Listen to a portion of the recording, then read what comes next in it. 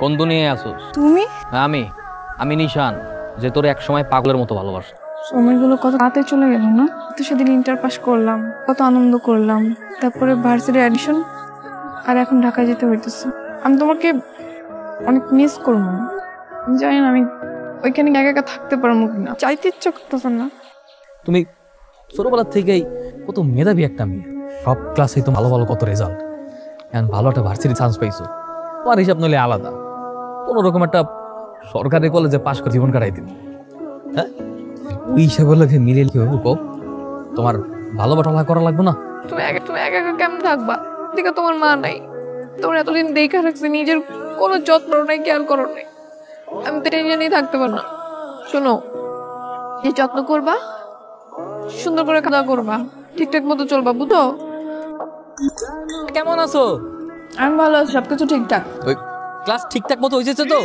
Varsity কেমন? Class ভালোই চলতেছে। এখানে সব রুমগুলো এসি আছে, বুঝছো? তারপরে সিনেমা হলের মতো বড় প্রজেক্টরে দেখায়। আর এখানকার পোলাপেন গুলা যা স্টাইলিশ, ইংলিশ বাংলা মিলে কথা বলে। ও কিন্তু ওরা জানি কেন আমার দেখে হাসাহাস করে, আমি বুঝলাম না। তুমি বোঝো নাই, তুমি অনেক সুন্দর না, এই কারণে সবাই তাকাই দেয়। আরে না, সুন্দর জন্য না। কেমন যাচ্ছে? সবকিছু ঠিকঠাক? হ্যাঁ, ক্লাস ভালোই হচ্ছে। আমি যখন ভার্সিটিতে ঢুকিয়া বের হই, তখন সবাই কেমন যেন আমাকে দেখে হাসে, বুঝি না কেন। হাসাহাসি তো করবেই।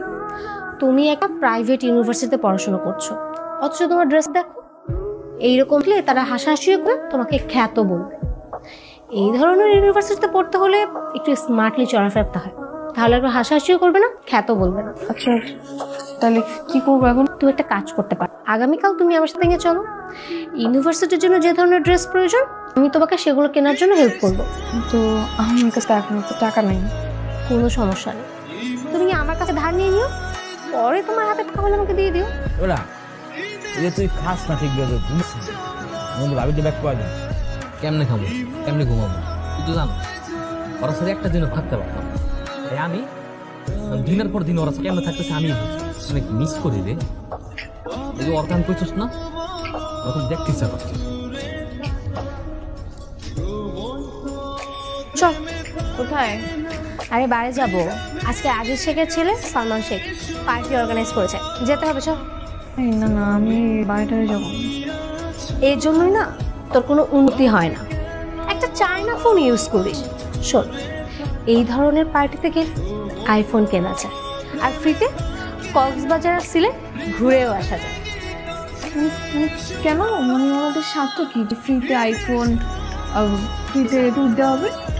তাদের হচ্ছে টাকায় ছিনিমিনি করে, টাকা ঢালার কোনো জায়গায় নেই, তাদেরকে সাহায্য করে আর কি। হ্যালো, কথা কি ব্যাপার বলো তো? তোমার এতগুলো কল দিলাম, একবারও ধরলো না কেন? ওই ঘুমায় গেছিলাম আর কি। তোরই এত বেশি ঘুম দিছো যে আমরা এতগুলো কল দিছি, একটা বড় ঘুম ভাঙে নাই বা একটা কল ব্যাক দেওয়ার পর্যন্ত সময় পাও না, এত ব্যস্ত হয়ে গেছো তুমি। তোমার কি আমাকে সন্দেহ হয়? আমি যে তোমাকে বলছি, বিশ্বাস করতেছো না? আরে না, সন্দেহ করবো কেন? এমনি জিজ্ঞাসা করলাম আর কি। ফোন রাখো। তুমি কি রাগ করছো? যাই না। আমি বুঝতে পারছি, ভুল হয়ে গেছে। সরি সরি জান, আমার পাখি, আমার ময়না, এই কথা হয়েছে, আর এরকম বলবো না। শোনো, হ্যালো, যে তোকে বাড়ি নিয়ে এলাম, কেমন লাগলো তো? আমার তো ভালোই লাগছে। আমার এত হাসি পাচ্ছিল, দিন হচ্ছিল ভাই। তুমি আমাকে আরেকদিন নিয়ে যাও। হ্যাঁ, আসছে, আরেকদিন নিয়ে যা। তুই তো ড্রিঙ্কসই করতে পারিস না ঠিকঠাক মতো, নিয়ে লাভ কি? হ্যাঁ পারি না, শিখে ফেলবো। কে তোকে এতবার কল দিচ্ছে? কলটা ধর। খুবই ইম্পর্টেন্ট কিছু। কিভাবে তুই দিচ্ছিস? এখানে দে, আমি শিখিয়ে দিচ্ছি। তো ডাক্তারের দোকান যাই। যাবো না রে, তুই যা। কি মন খারাপ কে? 6 মাস হয়ে গেছে, ডাই গেছে। প্রথম প্রথম ঠিকঠাক মতো কথাবার্তা হইতো, নরম করে কথাবার্তা হয় না।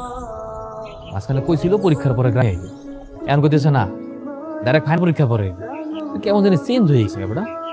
কি হয়েছে? তুই কাঁদছিস কেন? ফার্স্ট সেমিস্টার রেজাল্ট দিছে, আমি ফেল করছি। আরে চিল, ভার্সিটিতে না ফেল করাটা খুবই স্বাভাবিক, এটা কোনো ব্যাপার হইলো? নর্মাল বিষয়। এখন এক্সট্রা সেমিস্টার ফি দেওয়া লাগবে, এতগুলো টাকা থেকে ম্যানেজ করবো। আব্বাকে বললে আব্বা অনেক কষ্ট পাবে, কখনো টাকা দিবে না। প্যারা নিচ্ছিস শুধু শুধু। সামান্য কয়েকটা টাকা ম্যানেজ কি কোনো ব্যাপার হলো? কি বলতেছিস? সামান্য টাকা মানে কি? 60,000 টাকা। তুই প্যারা নিস না। আচ্ছা তুই কি ইয়াস